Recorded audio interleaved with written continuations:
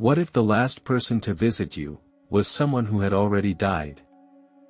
This story takes place in Murray Hills, a remote, fog-covered mountain town nestled in the Northern Highlands. Think of it like a colder, darker version of the Blue Ridge Mountains in Virginia: old stone buildings, dense pine forests that vanish into low clouds, and winding mountain roads that cut you off from the rest of the world. In the 1980s, Murray was even more isolated than it is today.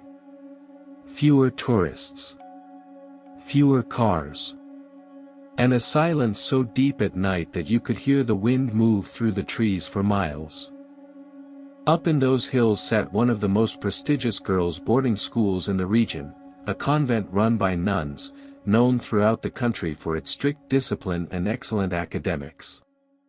Families drove hours, crossed state lines, just to enroll their daughters there. It was that well respected. This is the story of one of those girls. Her name isn't important. What matters is that she was a teenager, living in the dormitory, completely absorbed in her studies. The schedule was military-level strict: wake up at a fixed time, attend classes, have lunch, study in the afternoon, and then an early group dinner in the main dining hall. Lights out. No exceptions. The nuns ran everything. They patrolled the halls at night on rounds, making sure every girl was in bed. The dormitories were spread across 2 floors. Girls from both levels would come down at dinner time and walk through a long covered porch that ran alongside a large open lawn. At the far end of that lawn was the edge of the hill. No wall.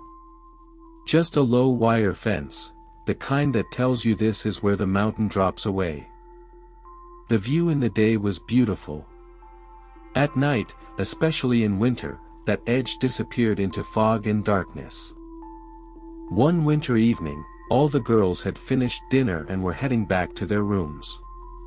The cold was sharp. Mist had started to settle over the lawn. She was walking back with her friends when she suddenly remembered her notebook. She had left it on the dining table. She had an exam the next morning. The notebook had all her notes in it. She couldn't just let it go. She told her friends, "You all go up. I'll be back in a minute." Her friends headed up to the dorm. She walked back alone. The dining hall was empty and dim. She grabbed the notebook, tucked it under her arm, and started the long walk back, down the covered porch, past the lawn, toward the stairs. The mist had thickened. The cold had deepened. And she was completely alone. She walked quickly, eyes ahead, and then she stopped. At the far end of the lawn, near the wire fence at the edge of the hill, there was a figure. A woman. Standing completely still. Her first thought, one of the nuns. Maybe doing a last check before locking up. Maybe just standing there looking out at the mountains. She slowed her pace and squinted through the mist. But something was already off. The nuns wore habits, a specific uniform, unmistakable even from a distance. This woman wasn't wearing that. She was wearing a long, traditional dress, the kind worn by older women in the region, wrapped and draped, a style passed down through generations. As the girl got closer, she could make out more detail. The woman was elderly. White hair, pulled back neatly. She was facing the lawn, looking directly at her. And she was smiling. The girl called out, "Hello. Can I help you? Who are you?" No answer. Just that smile. Unmoving. Patient. Something in her chest tightened.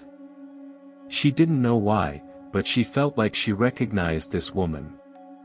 The face was familiar, she'd seen it somewhere. She just couldn't place it. She kept walking closer, almost to the middle of the lawn, when the woman began to move. Slowly. Steadily. Toward her. Still smiling. And that's when the girl noticed something that stopped her cold. The woman's feet were not touching the ground. She was hovering. At least a foot above the grass. Gliding across the lawn, completely silent, with that same calm, gentle expression, like she was happy to see her.